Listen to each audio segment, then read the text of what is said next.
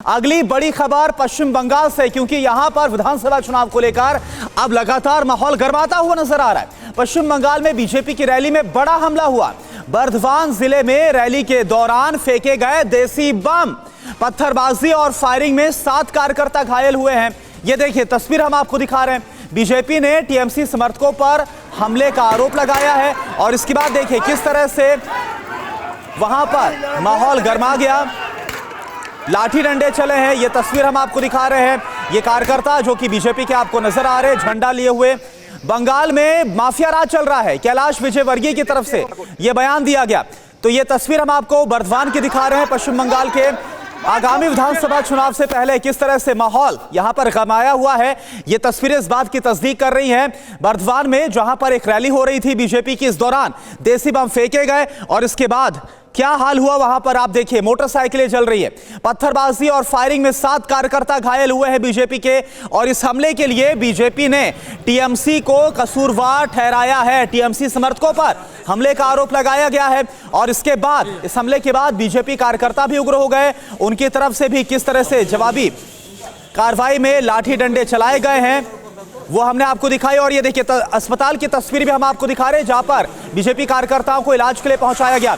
बंगाल में हुई हिंसा पर बीजेपी के नेता मुकुल रॉय से बातचीत की है टीवी 9 भारतवर्ष संवाददाता विपिन चौबे ने। आप देखिए। इन एंड अराउंड 200 सीट लेके बीजेपी जीतेगा।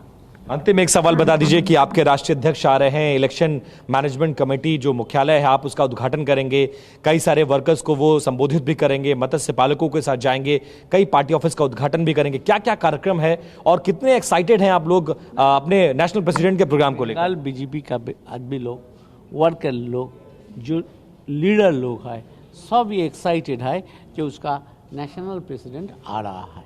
ठीक है, शुक्रिया। तो बंगाल में एक बार फिर से बम बारूद और हिंसा का दौर देखा जा रहा है और चलिए आपको दिखाते हैं किस तरह से ये दौर अलग अलग तारीख में देखने को मिला है।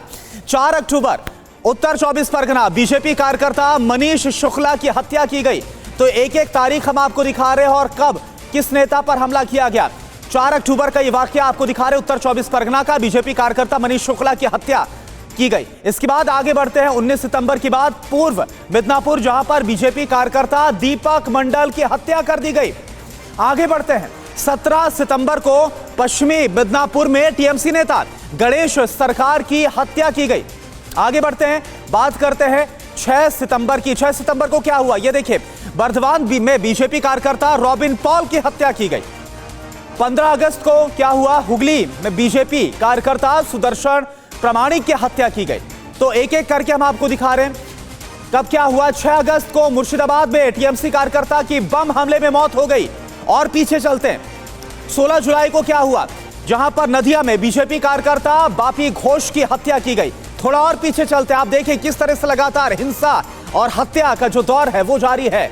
5 जुलाई को नदिया में बीजेपी कार्यकर्ता की हत्या की गई।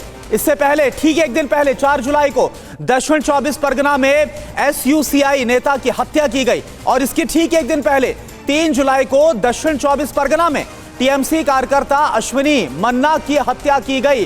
तो आप देखिए किस तरह से माहौल इस वक्त गरमाया हुआ है पश्चिम बंगाल में आगामी विधानसभा चुनाव से पहले। फिक्र आपकी, सोमवार से शुक्रवार रात 9 बजे सिर्फ टीवी 9 भारतवर्ष पर।